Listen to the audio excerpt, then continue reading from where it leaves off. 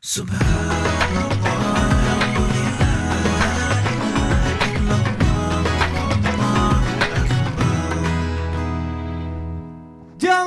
oh jamaah. Alhamdulillah. Jamaah Islam itu indah pasti udah gak sabar nih pengen pertanyaannya dijawab sama guru-guru kita. Makanya sekarang langsung aja kita masuk ke segmen Tanya Dong Ustadz. Kami semua tanya dong Ustaz. Baik, Alhamdulillah ini sudah dipilihkan oleh tim Islam itu indah. Pertanyaan pertama ada dari Instagramnya @vanisafad16. Assalamualaikum Ustadz Ustazah. Waalaikumsalam warahmatullahi wabarakatuh.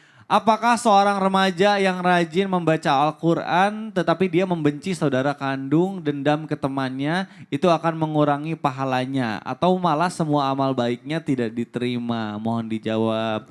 Ustadz Maulana silakan Ustadz. Ini masalah dendam ya? Betul. Bismillahirrahmanirrahim. Mohon maaf kalau masalah dendam harus dicamkan. Ingat, yang pertama berdamai dulu dengan diri kita. Berdamai dengan diri kita. Karena kata damai pada diri kita ini, karena susahnya, mohon maaf ya, tidak ada manusia yang sempurna. Kembali lagi, pasti ada, mohon maaf, kesalahan, kehilafan. Yang kedua, memaafkan diri dulu, kemudian mohon maaf, bisa menerima kesalahan orang, kehilafan orang. Karena, mohon maaf, manusia seburuk-buruk manusia, dia bukan setan. Sebaik-baik manusia, dia bukan malaikat. Jadi bisa menerima kekurangan orang dan bisa menghargai kelebihan orang. Makanya mohon maaf kalau berbicara tentang ada orang yang dendam dan sebagainya. Jangan sampai kita yang dendam. Atau jangan sampai kita menghabiskan waktu untuk memikirkan itu. Ya. Masya Allah, baik. Intinya setelah maafkan diri, lalu bisa menerima orang.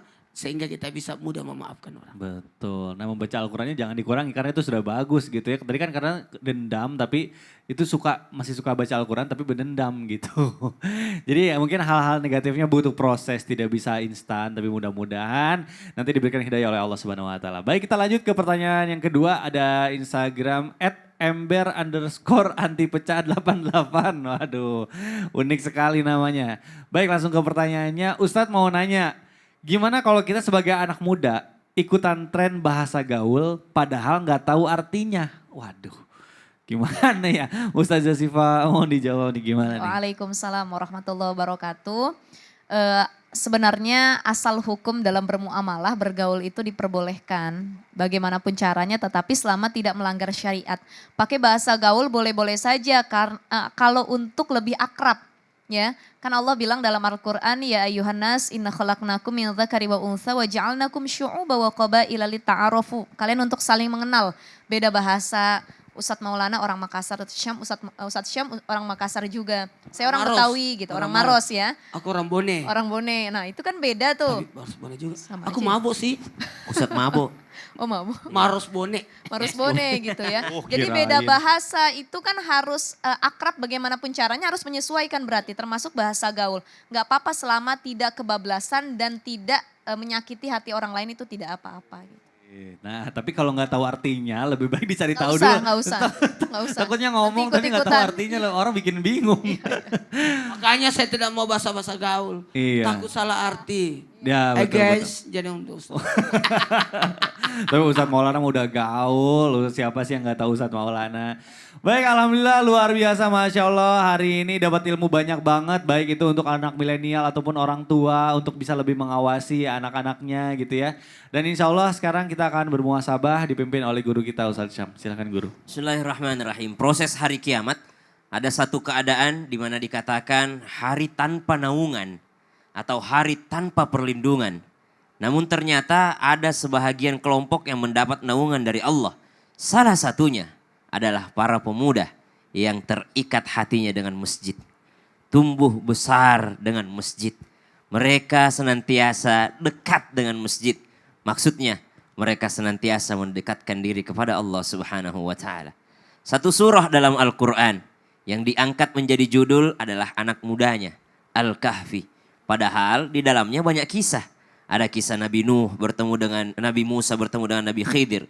Ada kisah Dzulqarnain, ada kisah pemilik 2 kebun, ada kisah Dajjal di dalamnya. Tapi yang diangkat menjadi judul adalah Ashabul Kahfi, malah anak mudanya. Kenapa? Karena ternyata yang menghadapi masa depan adalah anak muda itu sendiri. Maka wahai para pemuda, engkaulah pemegang dunia nanti. Engkaulah yang akan mengendalikan dunia nanti.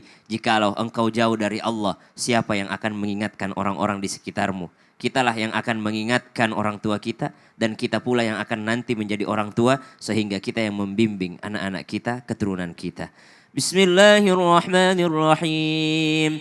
Alhamdulillahi Rabbil Alamin. Allahumma salli ala Sayyidina Muhammad wa ala alihi wa sahbihi wa sallim. ربنا لا تزغ قلوبنا بعد إذ هديتنا وهب لنا من لدنك رحمة إنك أنت الوهاب. اللهم اجعلنا من عبادك الصالحين. Ya Allah, jadikan kami pemuda hamba-Mu yang saleh. Jadikan kami orang tua yang saleh. Jadikan kami anak-anak yang saleh. Waj'alna minal ulama'il 'amilin. Dan jadikan kami orang berilmu yang mengamalkan ilmunya. Allahumma ya muqallibal qulub, ya Allah yang maha membolak-balikkan hati, tsabbit qulubana ala dinika wa ala ta'atik. Teguhkan hati kami agar tidak mudah terpengaruh dengan lingkungan zaman sekarang ya Allah. Wa sallallahu ala sayyidina Muhammad walhamdulillahi rabbil alamin. Amin, amin ya Allah, ya Rabbal Alamin. Jamaah, demikianlah pertemuan kita hari ini. Mari kita berdoa mudah-mudahan ilmu yang kita dapatkan di hari ini bermanfaat untuk kita semua. Sekali lagi saya ingin berterima kasih sedalam-dalamnya kepada guru-guru kita, kepada jamaah yang sudah menyaksikan Islam itu Indah. Akhir kata saya Mikdad Tadausi, mohon undur diri, mohon maaf apabila ada salah-salah kata. Wabillahi taufiq wal hidayah. Wassalamualaikum warahmatullahi wabarakatuh.